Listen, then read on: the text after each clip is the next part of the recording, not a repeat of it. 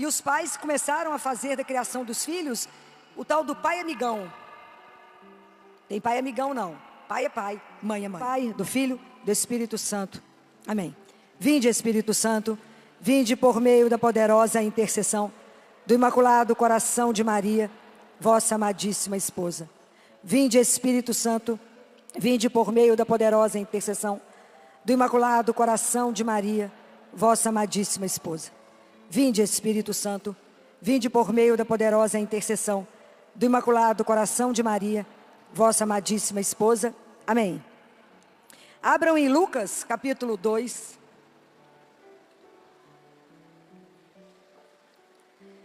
Versículos de 41 a 52. Seus pais iam todos os anos a Jerusalém para a festa da Páscoa. Tendo ele atingido 12 anos, subiram a Jerusalém, segundo o costume da festa. Acabados os dias da festa, quando voltavam, ficou o menino Jesus em Jerusalém, sem que os seus pais o percebessem.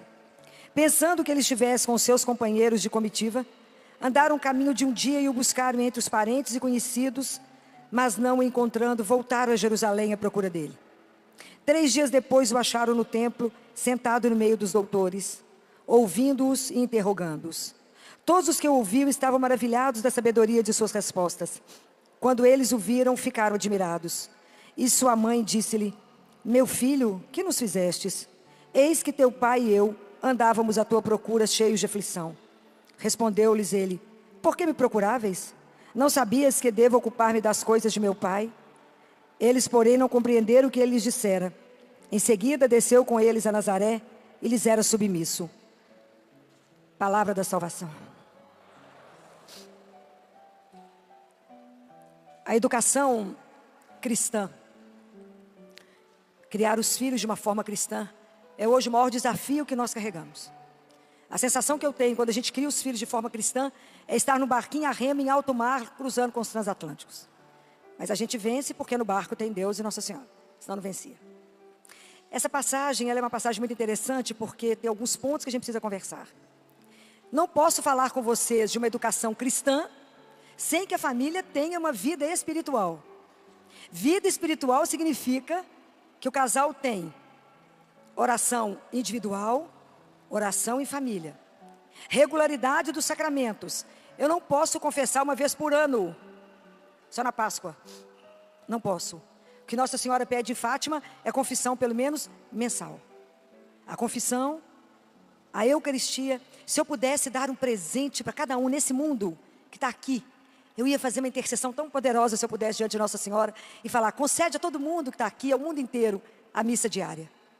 Concede a graça de receber esse alimento do céu todo dia, que é a nossa força, que é a nossa luz, que é a nossa vida, que a gente vá se alimentar antes de trabalhar. Concede a cada um de nós. Isso é um presente que não tem preço. A gente ganha à medida que a gente pede. A gente então precisa da vida de oração pessoal, junto, o casal tem que rezar junto, visita, regularidade dos sacramentos, amor do casal e amor ao próximo. Então vamos conversar um pouquinho sobre isso. A maior riqueza que um pai e uma mãe pode dar para um filho é o amor que vocês têm entre vocês. Por isso que eu achei espetacular. Quando eu cheguei aqui, estava sendo preparado uma renovação do amor entre vocês. O amor do pai e a mãe é o alicerce da saúde emocional de um filho. Porque se a criança tem uma casa que é estável entre o amor do pai e do filho, da mãe, a criança é uma criança segura. Porque ela sabe que ela tem um ambiente seguro. Tem o amor do pai e da mãe, que é a maior segurança de uma criança. Se numa casa alguém grita um pouco mais, é que o coraçãozinho da criança aperta e ela fica apavorada, porque tudo aquilo que eu tenho pode ir embora. E o que a criança quer é a presença do pai e da mãe. Então, o alicerce da saúde emocional de uma criança é o amor do pai e da mãe. Por isso que pai e mãe, de vez em quando, precisa sair sozinho. Filó, isso é egoísmo? Não. É necessidade absoluta de eu manter a fonte. Então, de vez em quando, o casal precisa viajar só os dois. Nem que seja um final de semana, nem que seja sair para jantar um sábado e domingo. Precisa rever a caminhada, precisa rever os propósitos. Precisam fazer o que vocês fizeram aqui agora, de renovar a opção de continuar o caminho. Aliança não é, casamento não é uma aliança de amor? Então eu quero continuar caminhando com você por mais esse ano, por mais 2, até o fim da vida. E isso é extremamente importante. Por quê? Olha que coisa impressionante. Quando Nossa Senhora encontra Jesus, vocês imaginem a angústia desse casal. Perdeu Jesus 3 dias. E não foi qualquer menino, né? Foi o Filho do Altíssimo. Perderam. Na época não tinha celular para poder localizá-lo, não tinha Bíblia, tinha nada. Não tinha nada para localizar esse menino. E aí quando Nossa Senhora chega no templo, ela não fez como a maioria das mães fariam. O que as mães vão falar? Menino, você quer matar sua mãe? O que foi que ela falou? Teu pai e eu estávamos aflitos. Unidade do casal. Unidade. Gente, mas isso é tão importante que vocês não têm noção do que eu estou falando. O casal tem que dar essa força, essa unidade para a criança. Isso é uma sustentação para ela. Isso para ela é uma base sem noção. Vocês não têm dimensão. O que significa para uma criança teu pai e eu? Está escrito em Marcos capítulo 3, versículo 25. A casa que divide contra ela não vai ficar de pé. Então o pai não pode falar uma coisa, a mãe pode falar outra. Tem que ter uma unidade do casal. Unidade. Então isso é uma coisa importantíssima que vocês precisam pensar no que eu estou dizendo a vocês. Teu pai e eu. E a palavra termina falando que eles desceram para Nazaré e que Jesus era submisso a eles, ok? Por que Jesus era submisso a eles? Porque primeiro, Nossa Senhora e São José eram submissos a Deus. Então, para que o filho seja submisso a vocês, sejam vocês submissos a Deus. Isso é de uma seriedade. Porque a gente tem que exercer dentro de casa uma coisa que se chama autoridade. Autoridade não é autoritarismo. O que significa autoridade? Autoridade, eu estou ao seu lado até você crescer e dar conta de tomar as suas decisões sozinhos. Hoje em dia o mundo tem muita dificuldade dessa palavra autoridade. E os pais começaram a fazer da criação dos filhos o tal do pai amigão. Tem pai amigão não. Pai é pai, mãe é mãe. Não existe, e nós estamos falando de família, não estou falando de república.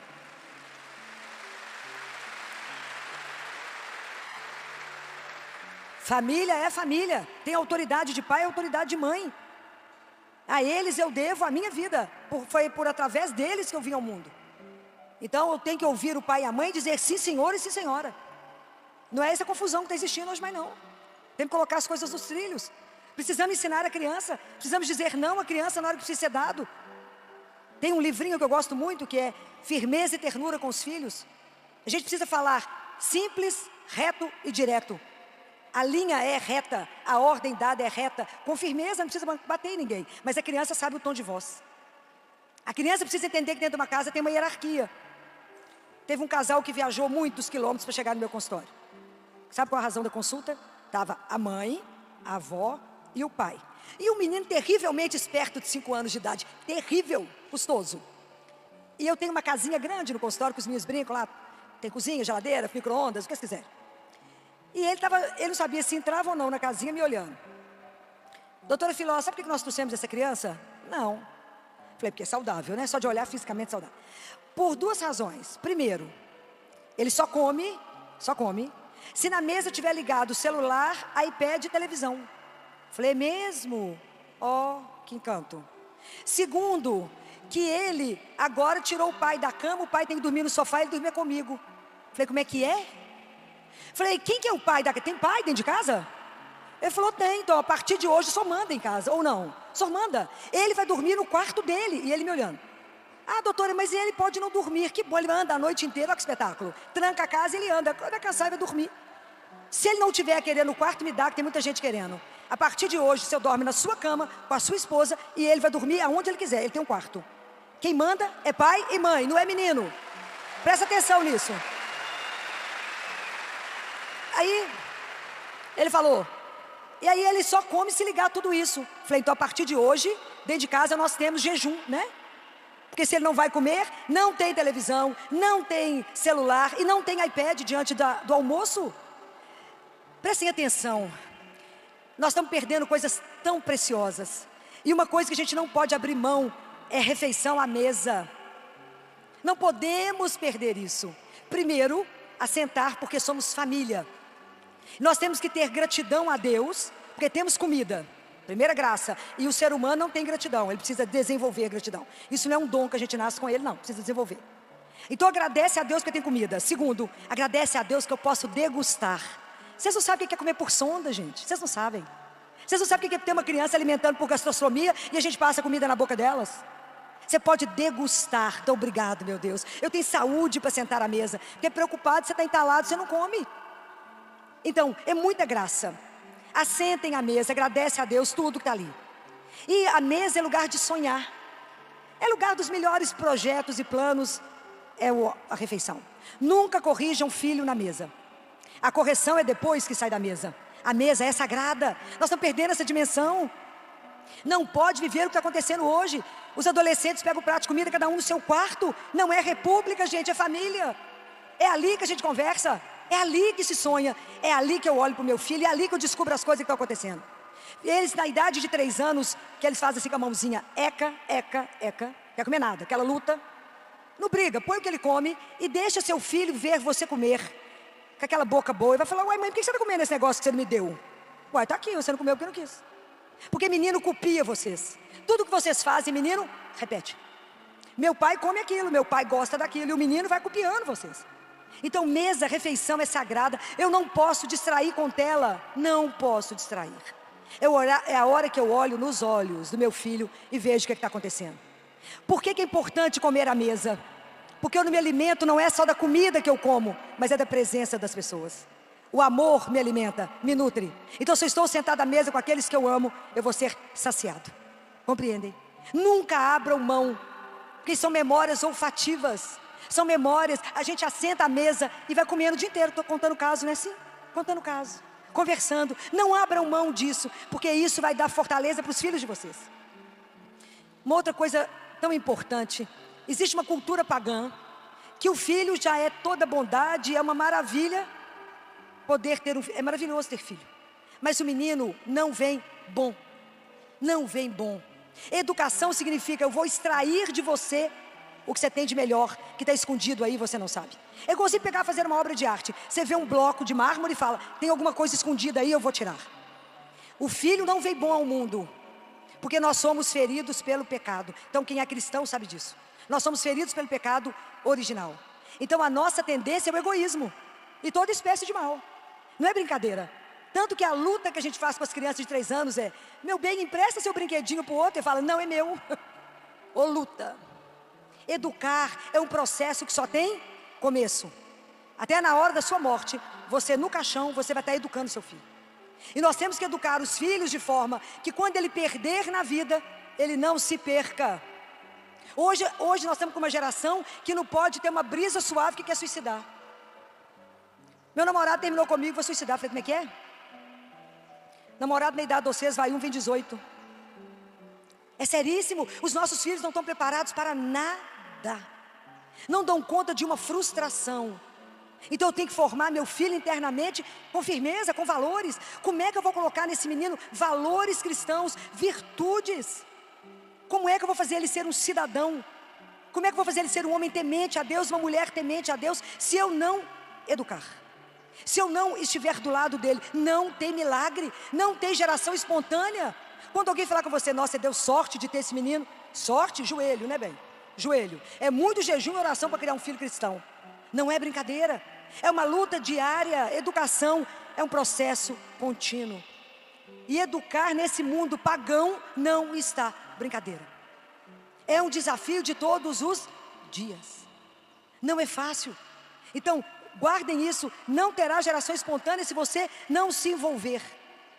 E se envolver significa: não é ter um pouquinho de tempo com meu filho antes de eu ir trabalhar, nem à noite antes de ligar a abençoada da televisão, que eu mando todo mundo desligar, senão já não tem tempo.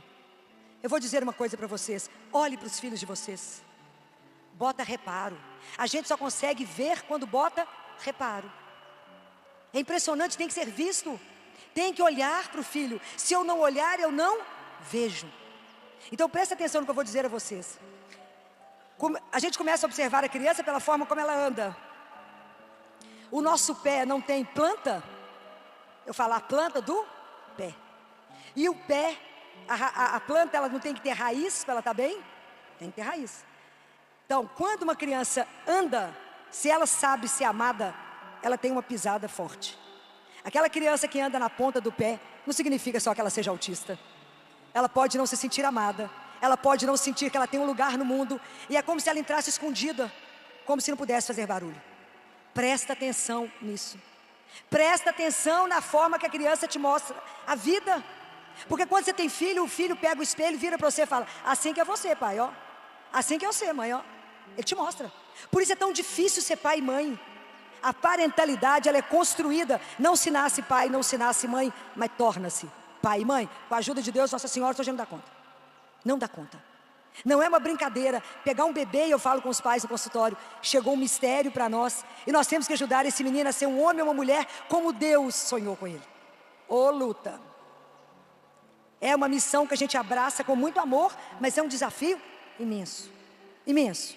Então, presta atenção nos filhos. Presta atenção. Olha, o que está acontecendo com o seu filho. Quando o menino faz 3 anos de idade, 3 anos, eu falo com os pais: compra uma bicicleta para ele. É a idade de aprender a andar de bicicleta. Por quê? Porque andar de bicicleta é o primeiro treino de equilíbrio para a vida. E a vida, a gente precisa de muito equilíbrio. Ô palavrinha, né? A gente precisa de equilíbrio para dar conta do mundo. E sem o equilíbrio a gente não dá conta. Como é que começa isso? Com 3 anos de idade.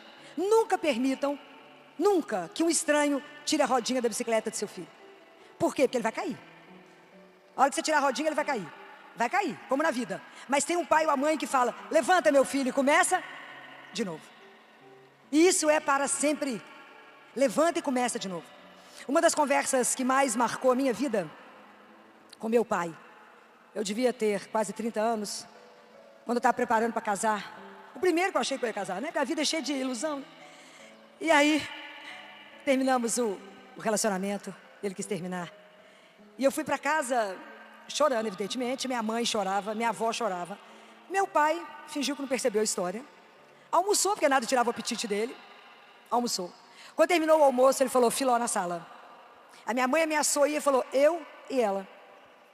Não perguntou por quê, o que aconteceu. Falou: só quero que você escute uma coisa. A vida nos reserva coisas boas e ruins. Neste momento, a vida está te reservando uma coisa ruim. Mas a vida, minha filha, tem que te encontrar de pé e com a cabeça erguida. Levanta e anda. E se arruma, que ninguém merece uma mulher mal acabada. Ponto. Ponto. Pergunta se eu tive coragem de chorar depois disso. Nunca mais. Até hoje isso me leva. Levanta e anda e se arruma. Levanta, anda e se arruma. A vida tem que te encontrar de pé e com a cabeça erguida. Então, a fala de um pai e de uma mãe gera vida ou morte em nós. Olha para a orelha de quem está do seu lado e observa como nós temos um feto dentro do ouvido. Olha, aqui dentro da orelha tem um feto. Por isso que o que eu escuto gera vida ou morte em mim. Por isso que é escrito em Deuteronômio: escuta, Israel. Escuta. Escuta. Então cuidado com as palavras. Cuidado quando você fala com um menino: você é incapaz, você não dá conta, você é um incompetente. Porque ele vai ser exatamente o que você está dizendo. Mas fala com seu filho: você dará conta, meu filho. Isso é construção da estima do seu filho. Aí tem uma festa na escola, tem uma Olimpíada na escola, e você fala com ele: não, você dá conta. De quê? Porque nunca deixaram fazer nada. Tudo que eu fui fazer, falaram: você não dá conta, você é um incapaz. Então, lá na escola, eu fico lá no consultório, quando eu falo com a criança: tira a roupinha para me ver. A mãe tenta tirar, eu falo: deixa ele fazer, ou deixa ela fazer, para ver até onde ela consegue ir. Até onde ela consegue ir. Eu tenho que ajudar ela e falar com ela: parabéns, você deu conta? Parabéns, agora tira a roupinha, dobra e põe ali. A mãozinha que tira, a mãozinha que guarda. Luta, ensinar é brinquedo não. Mas é possível, né? Porque a criança é fascinante, né, gente? É uma paixão, cuidar de menina é uma paixão. Mas é trabalhoso. É trabalhoso. Então é preciso permitir que a criança cresça e eu esteja ao lado. Agora eu vou precisar falar com vocês de um assunto difícil, assim. Eu, como pediatra, tenho algumas preocupações, né? E uma das preocupações minhas é essa que eu falei com vocês: que a criança cresça forte internamente, para que ela perca e não se perca. Porque a gente vai ter muitas perdas na vida, mas eu não posso me perder. Porque eu tenho que entender que o sentido da minha vida, quem me criou é Deus. Então, o filho precisa entender: a saúde é física, mental, emocional e espiritual. A física todo mundo sabe. Todo mundo sabe o que é bom comer, esporte, todo mundo sabe. A emocional nós já falamos aqui, o que precisamos fazer para poder dar saúde emocional para os filhos. A saúde mental tem me preocupado profundamente.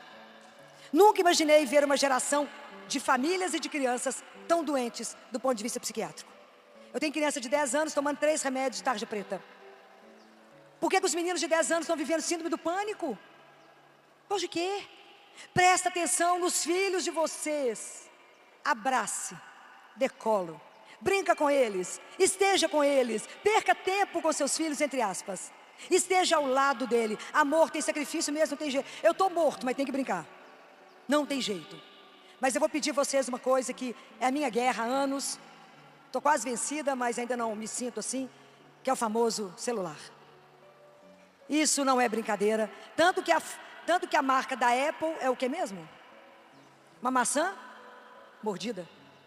Eu nunca vi um plano tão espetacular para destruir a humanidade como o celular. A tecnologia, ela é maravilhosa, tanto que ela permite que a gente esteja aqui, milhões de pessoas nos ouvindo. A tecnologia é espetacular, mas ela é igual uma faca. Com a mesma faca que eu descasco uma laranja, eu mato alguém. Presta atenção quando eu dou um celular para um filho. Eu acho que criança não poderia receber celular. Eu falo de Filó, que dia que eu vou ter celular? Falei, o dia que você puder comprar e pagar a conta. Eles querem me matar, todo dia no consultório. Mas não é brinquedo. Qual a necessidade de uma criança levar celular para a escola? A não ser ostentação. Se eu coloquei meu filho nessa escola, eu confio. Se acontecer alguma coisa, a escola tem meu telefone, me liga. Qual a necessidade de levar celular para a escola? Zero. Presta atenção. Quando nós demos o celular para a vida do filho, é como colocar um menino num carro, sozinho a 150 km por hora. Eu dou o universo para ele, o universo. Então, antigamente me preocupava os adolescentes vendo pornografia. E eu falava com eles, vocês estão vendo pornografia? Não, tia Filó, mas eles ficam mais vermelho que um tomate. Falei, tá. Mas a gente precisa começar a prestar atenção. Eu tive uma menina de 10 anos no consultório. E ela sempre foi uma criança que desde que nasceu, ela não deixava nem a consulta acontecer, de tanto que falava, mulher, né? Porque mulher primeiro fala, depois respira, né? Mas primeiro fala. E aí, ela chegou no consultório e a consulta, ela esteve muda. Eu falei com a mãe, o que está acontecendo com ela? A mãe falou, uai, nada. Nada? Por quê, doutora? Ela só veio para a rotina. Eu falei, ela está muda. Vocês não estão percebendo que ela está muda? Alguma coisa aconteceu com ela e não é boa. Que isso, Filó? Aconteceu alguma coisa com essa menina? Bem, muito bem, ela não quis dizer nada, foram embora. No fim do dia, a mãe me ligou. Doutora Filó, eu cheguei em casa, falei com ela, a tia Filó está preocupada com você. Aconteceu alguma coisa? Ela falou com a mãe assim, a tia Filó está certa, mãe. A alma até sai do corpo da mãe na hora dessa e volta, né? Ela falou, o que aconteceu? Sempre tem um abençoado de um amigo ou de uma amiga, né? Uma coleguinha chegou na sala com um papelzinho e falou assim, aqui ó, quem quiser ver. Imagina, curiosidade. Aí deu para essas crianças o site, um site pornográfico, inclusive com sexo com animal. Menina de 10 anos viu aquilo, ficou tão em estado de choque, ficou muda. Então não é brincadeira, porque eu tenho... Você imagina o que eu tenho que fazer? Hoje existe um trabalho para destruir a criação de Deus. Existe um trabalho para poder fazer com que você não entenda que você é filho do Altíssimo. É para tirar de você a beleza de ser filho de Deus. Então está mostrando só o pior. Eu tenho ficado preocupada demais com as crianças agora. É de 6 a 10 anos que estão vendo pornografia. Se vocês acham que eu estou louca, começa a investigar. É de apavorar o que eu estou assistindo. Outro dia lá no consultório, um de 8 anos, estava a mãe, eu e ele sentado do lado da mãe. Ele levantou e falou assim, tia Filó, posso falar uma coisa? Eu até gelo, eu sei que não é bom. Ele ficou do meu lado e falou assim, lá na escola, um coleguinha falou que é assim, ó, empresta aqui, mamãe, seu celular. Se eu entrar aqui, tia Filó, e digitar assim, ó, X vídeos, olha o que acontece. Uma relação de filme pornográfico, o menino ficou tão assustado que ele me mostrou. Pode imaginar? Isso ele tem 8 anos de idade. Isso é gravíssimo. É gravíssimo. Quanto prejuízo eu estou fazendo para a vida desse menino, para o futuro dele, não só agora. Porque nós estamos sexualizando as crianças antes da hora, está errado. Outro dia uma mãe chegou no meu consultório desesperada. Ela não estava marcada, ela foi parar no meu consultório.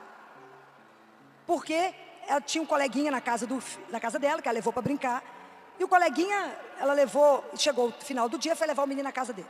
O menino na porta do prédio gritou para o outro no carro, ô fulano, quando você chegar em casa, baixa o filme que eu vou te mandar. Mãe é neurótica, mãe tem que ser louca, chata e neurótica, se não for isso não é mãe. Mãe tem que ser doida, senão não cria filho. Não tem jeito, não tem jeito. Mãe é aquela leoa, que a gente mata o mundo, mas salva o menino, não tem jeito. Não tem jeito. Chegou em casa, o menino falou, mãe, baixa o filme aí que o coleguinha mandou. A mãe não olhou o que era. baixou o filme. E aí, tanta coisa que uma coitada de uma mãe tem para fazer dentro de casa, que ela não prestou atenção. Aí o celular estava jogado dentro de casa, quando a menininha de 4 anos pega o telefone lá solto, faz assim, bateu na tela, abriu a cena de um sexo oral. Falou, mamãe, por que a moça está fazendo isso? 4 anos de idade. Isso é gravíssimo. Esse mesmo menino foi para a casa da avó almoçar. Ele não tem celular. Na casa da avó tem uma tia-avó que está com Alzheimer, começando a Alzheimer. A tia-avó fez o que com o menino? Deu o celular. Esse menino foi para o quarto, 10 anos de idade, foi ver pornografia, masturbou e gravou. A tia-avó está mais, né, não está entendendo nada, jogou na internet. Aí algum parente viu, falou, gente, o que está acontecendo? Até alguém ver, alguém descobrir, alguém apagar, 14 minutos rodou. Essa mãe foi parar no consultório porque ela enlouqueceu quando viu tudo isso. Não podemos dormir, gente, temos que vigiar. Se eu liberei a tela, eu tenho que ver o que está acontecendo. Eu tenho que ver o que está acontecendo. Não tem jeito. As crianças precisam de família, de esporte e de Deus. O que nós estamos substituindo aí, eu não sei. Então eu dou para o meu filho, outro dia uma de 10 anos falou comigo assim, tia Filó, eu preciso de um iPhone 15. Falei, para quê, gente? Isso é seríssimo. E isso independe da classe social. Outro dia a gente estava olhando lá no hospital, o pai tomando conta da criança internada, 1 ano de idade, 1 ano. O pai no celular. A gente estava no corredor com o espelho, estava discutindo o caso e observando o pai na tela. A criança de fraldinha de 1 ano ficou em pé e a gente vigiando. E o pai colocou uma garra no berço segurando o celular para a criança. 1 ano, gente, 1 ano. Ela fazia assim com o dedinho, pegava o soro, girava e nós vigiando. O pai viu o quê? Nada. Então eu estou de companhia com meu filho no hospital, mas eu ponho uma garra segurando o celular, para que ele não me interrompa naquilo que eu estou fazendo. Está errado. A gente chama atenção, a gente que está doido, a gente que está errado. O pediatra que é chato, o pediatra que é neurótico. Eu já tive todos os problemas que vocês puderem imaginar com tela. Todos os problemas. Eu já tive menina de 12 anos com virgindade leiloada. Eu já tive de tudo que vocês puderem imaginar. Já sonhei Polícia Federal dentro do meu consultório. Já chamei o promotor Cazé, vocês já ouviram falar dele. O promotor que mais luta contra a pedofilia. Brilhante, já foi extremamente premiado. Isso que esse Cazé já me ajudou na vida, não é brincadeira. Para salvar esses meninos. Bota reparo no filho de vocês. Filho é para ser olhado, vigiado, porque ele não é seu. Ele te foi dado como presente, você vai ter que prestar conta dele diante de Deus, nosso Senhor. Cuidado com o que nós estamos criando. Eu não posso criar para o mundo, eu tenho que criar para Deus, nosso Senhor. É um desafio brutal. Brutal. Quando eu converso com os adolescentes no consultório, que eu vou falando, não deixe fazer isso, não deixe.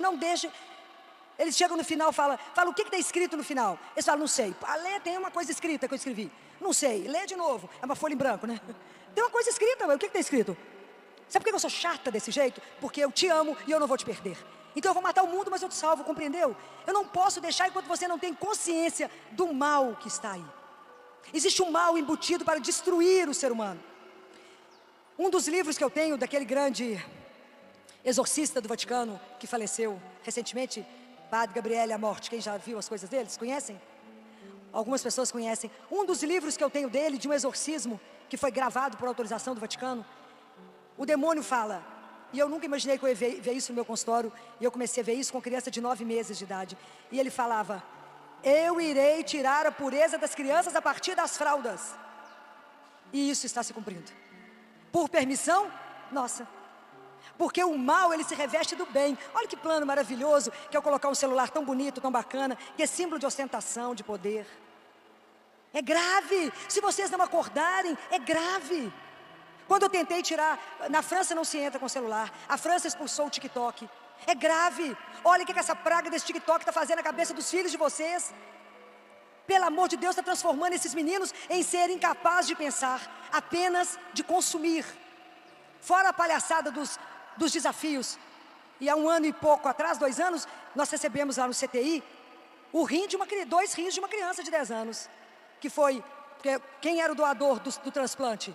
Uma criança de 10 anos que foi cumprir o desafio do TikTok. Quanto tempo você fica sem respirar? Ele ganhou.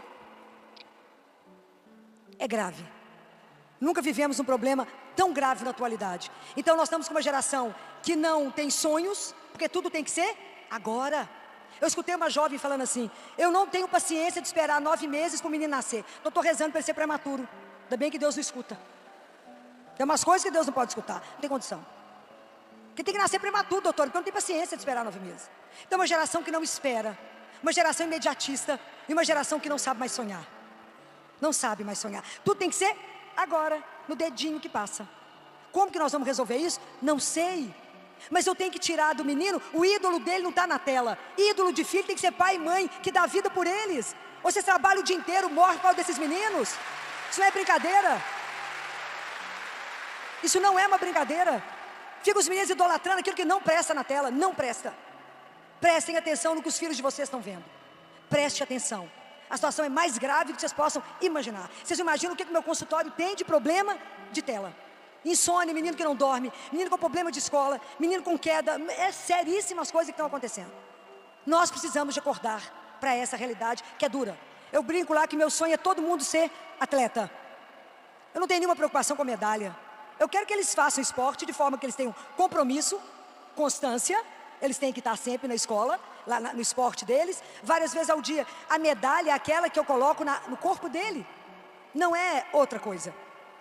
Então é preciso que a gente preste atenção e se eu tiro a tela, eu tenho que substituir por alguma coisa. Existe um livro que se vocês não leram, vocês deveriam ler. Está na Amazon, custa R$ 44,89.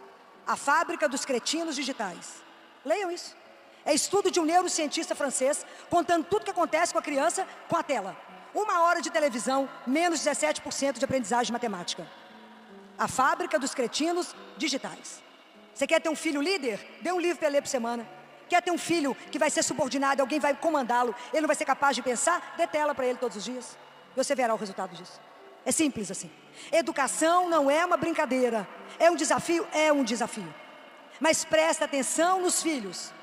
Há uns meses atrás recebi telefonema de um pai, no domingo à tarde. Domingo à tarde, um pai me ligar, a coisa não é boa. E esse homem me ligou chorando, falou: doutora Filó, só não sabe o que aconteceu. Era um casal cristão, estavam rezando terça em família todos os dias. E porque resolveram aumentar o tempo de trabalho, para aumentar o ganho, eles começaram a trabalhar mais e tiraram a oração, não é? Doutora Filó, hoje é domingo, e a minha esposa, eu não sei porquê, eu sei porquê, porque Deus fala com mãe, né, gente? Nunca vi mãe errar na minha vida, não vi ainda. Estou para ver uma mãe errar um diagnóstico. E ela falou com o filho assim: cadê aquela pomada que você me pôs doida para comprar, para passar nas espinhas? 13 anos. Ele falou: não sei, porque filho é assim, põe a mãe louca, compra pomada, usa uma vez, depois não sabe o que fez com a pomada, não é assim? É assim que a menina. Ah, ela falou: não sei, mãe, onde é que está a pomada? Essa mãe então foi pegar a mochila do filho.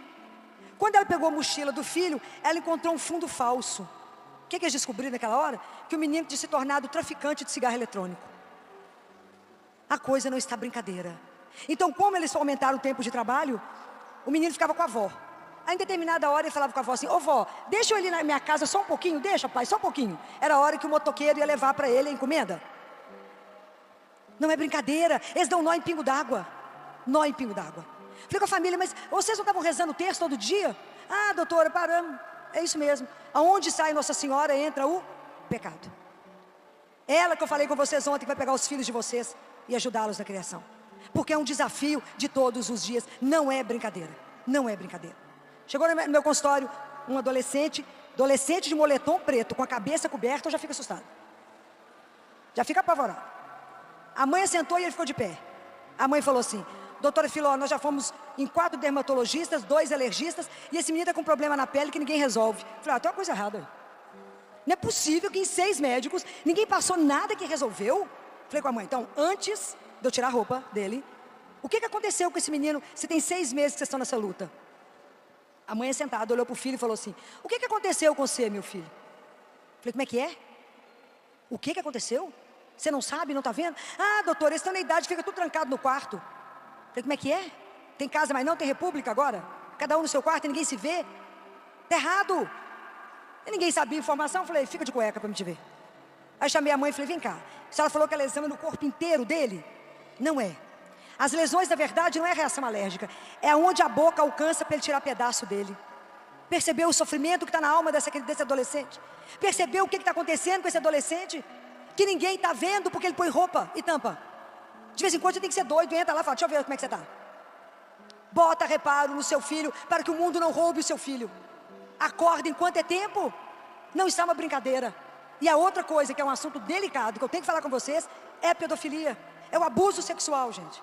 Não é brincadeira, eu tenho muita criança abusada. Isso independe da classe financeira. Proteja os filhos de vocês. Protejam. Criança de 3 anos, brinca com criança de 3 até 5. Porque por um mistério, até 5 anos, a criança é de uma pureza que me constrange. Quando ela faz 6 anos, ela põe o pé para o outro cair. É impressionante, muda. É só começar a perceber o olhar dos meninos. Então, eu não deixo uma criança pequena brincar com uma grande sem o meu olho. Não posso. Odeio criança sentada em colo de homem que não seja o pai. Eu gosto de menino no chão, para que eu veja o que está acontecendo. Casa de vó é o maior palco de abuso. Porque casa de mãe é uma delícia, a gente chega, tira o sapato. Começa todo mundo a conversar e os meninos começam a brincar. A gente fala, ô gente, vai brincar lá, ó, que vocês estão atrapalhando. É lá que acontece. Quantos meninos eu estou em tratamento psiquiátrico por causa do abuso lá? Quem abusa é quem está perto. O estranho não vai chegar. Já tive problema com tudo que vocês imaginarem. Olha, menina está de vestido, está de mini saia, ela tem que ter um short por baixo. Porque a criança não tem noção do mal. Mas o adulto que está aqui tem um olhar diferente do meu. Tem que proteger a criança. E nós estamos numa festa de piscina. Eu não tiro a roupinha da criança na frente de todo mundo porque ela é uma criança. Eu tenho que mostrar para ela que o corpo dela é sagrado. Então, se eu falo com ela, eu mostro. Então, ou se eu não for ao banheiro, eu ponho uma toalha, faço uma cabana, alguém entra e troca. Tem que ensinar para o filho que o corpo dele é sagrado. Eu não exponho o meu filho de jeito nenhum. Eu não deixo o filho dormir na casa de vizinho. Não posso. Ser chata, sou chata, louca e neurótica. Porque eu sei o que acontece depois. Não é brincadeira. O abuso sexual, ele é uma cicatriz, é uma tatuagem feita no coração de uma criança que só Deus pode tirar, mas ninguém pode. E eu não posso permitir que uma criança fique machucada pela vida. Já tem os problemas que virão, mas não preciso de somar problema. Não preciso. E essa responsabilidade compete a vocês, pais, a estarem de olho nos filhos de vocês. Os filhos são de vocês. Zelem por eles, olhem por eles. O pessoal fala, Tifilá, mas nunca vou poder dormir na casa de ninguém. Não, chama as amigas para dormir na sua casa. Porque lá sua mãe está atenta, está vendo. Não é brincadeira. Não é brincadeira. Não deixe os adolescentes misturarem energético com cerveja, porque vai ter arritmia e pode morrer. Não deixem, gente. Não, ele vai experimentar bebida porque está dentro de casa. Não pode. Não é não, tem limite. Não pode. É seríssimo. Nós temos que ensinar, que educar. Eu não estou falando que é fácil, não. É um desafio mortal. Mas eu tenho que educar, eu tenho que fazer o meu papel. Então, se por acaso eu não criei os meus filhos, ensinando para eles a doçura de um Deus que é Pai, vai chegar um momento na sua vida que seu filho não vai querer escutar falar de Deus, não é assim? Vamos à missa, não vou. Não é assim? Vou rezar, não vou. Então, quando os meninos não quiserem ouvir falar de Deus, vocês vão fazer uma outra coisa. Vocês vão convidar Deus para uma conversa. Convida ele para um chá, para um café, para um vinho, né, para a turma mais sofisticada. Chama ele para uma conversa e fala com ele, sabe aquele menino que o senhor mandou para a gente criar junto de meia? Eu não estou sabendo criar ele não. Está difícil, eu não estou entendendo aquele menino. Me ajuda, me dê sabedoria para criar aquele menino. Me ajuda a colocar ele no seu caminho. Me ajuda. Mas não desista do seu filho. Lembra de Santa Mônica, quando fala, Agostinho não vai dar nada na vida. Agostinho era da farra, da bebida. E Santo Agostinho virou santo e doutor da igreja. Não desista dos filhos de vocês. Todo santo tem um passado, né? Todo pecador tem um futuro. Guarda isso. Então não desista. Filho não é brinquedo. Tira os cabelos da cabeça da gente. Não é fácil. Nós estamos no século neuronal.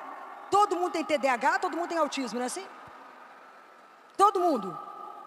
O que será? Onde que estamos errando? Aonde estamos errando? É preciso que a gente pense nisso. E eu queria dizer uma palavra antes da gente acabar, para as mães que perderam seus filhos. É uma coisa tão difícil. E dizer para elas, para as que perderam os filhos em aborto espontâneo. Quem de vocês já leu o livro da Santa Faustina? Jesus um dia mostra para Faustina, lá no céu, fala com ela. Faustina, ela vê o pai e os anjos lá e fala... Jesus fala com ela, Faustina, quem são esses anjos agarrados nas pernas do pai? Aí embaixo, todo agarrado.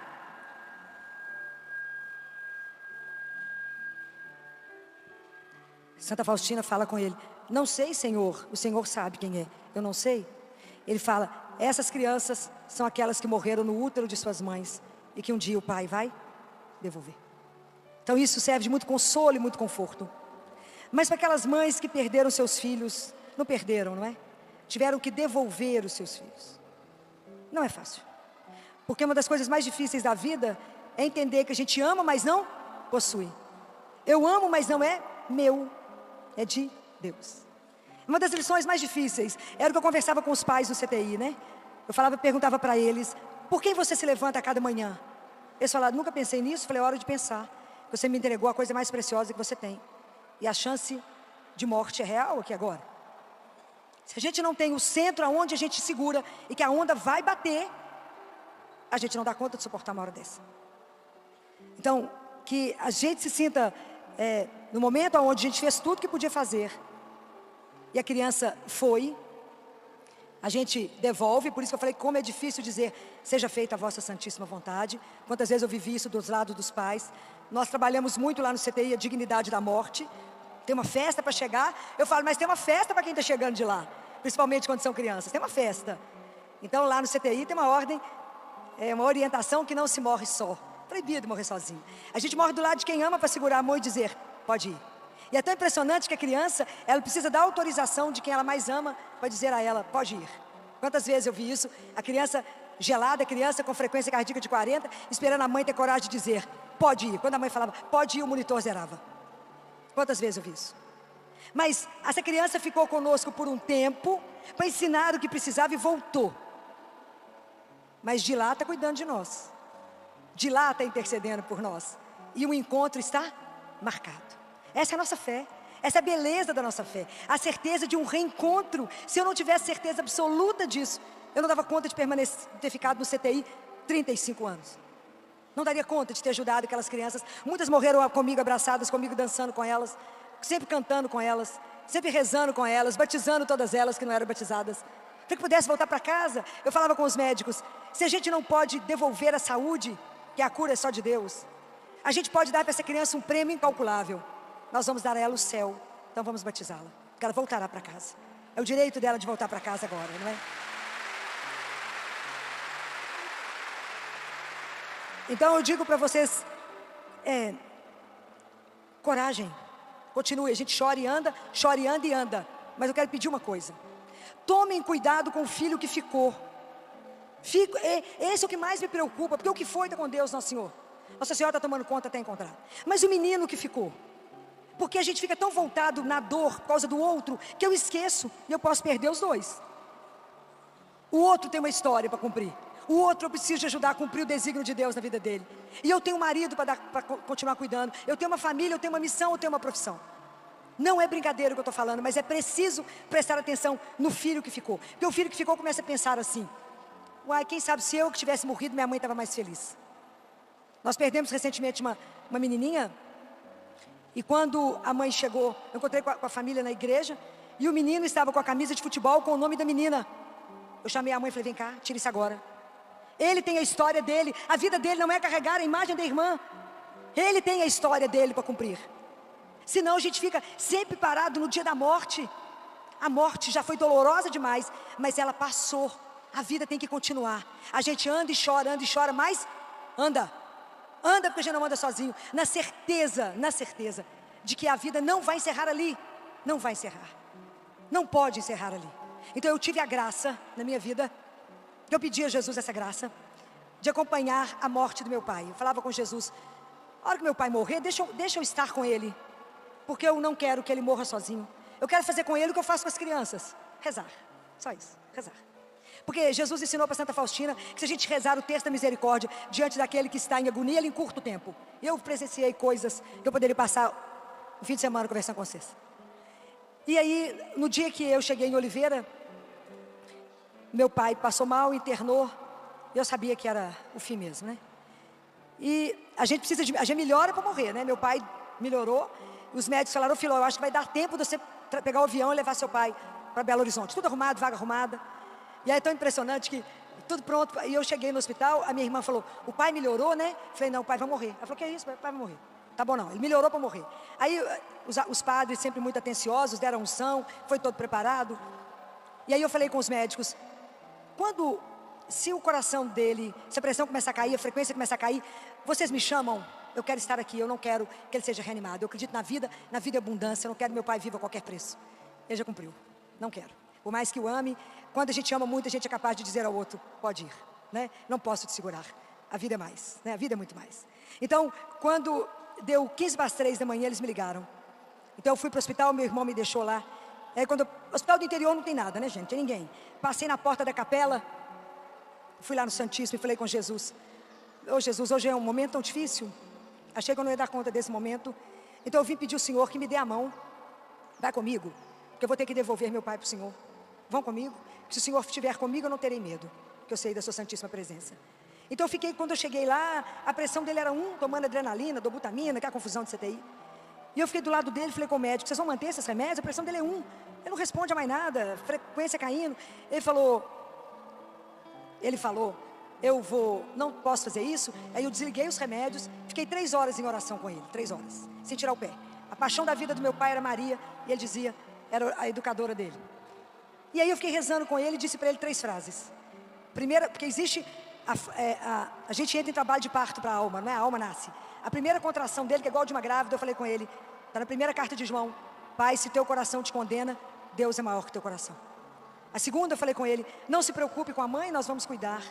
E o Senhor não se preocupe, missão cumprida, porque a maior herança que um pai deixa para o filho é a fé. Dinheiro ele vai trabalhar para ter.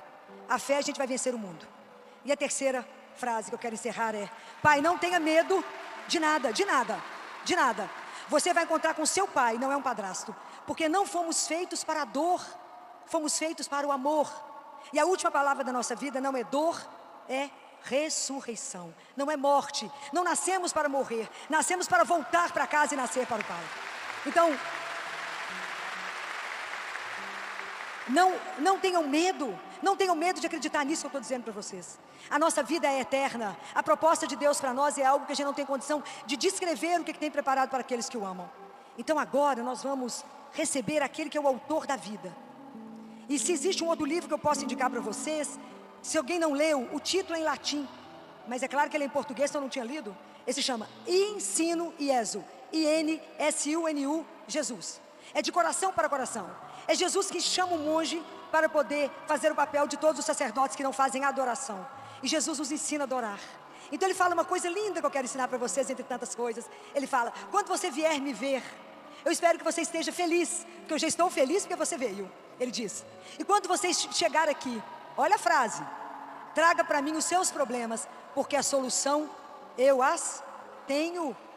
A solução eu as tenho. Não tente dar solução para Deus, Ele é Deus. E a outra coisa que Ele ensinou, quando você vier aqui me adorar, e quiser interceder por alguém, repita para mim o que foi dito quando Lázaro estava doente. E você vai dizer assim, Jesus, o meu marido, a quem tu amas, está doente. Não conte mais nada, não precisa. Confie no amor que eu tenho por ele, ou por ela, e eu vou cuidar. E não fique preocupado com o que eu estou fazendo com a vida dele, porque preocupe somente com a sua alma, porque eu posso te chamar hoje.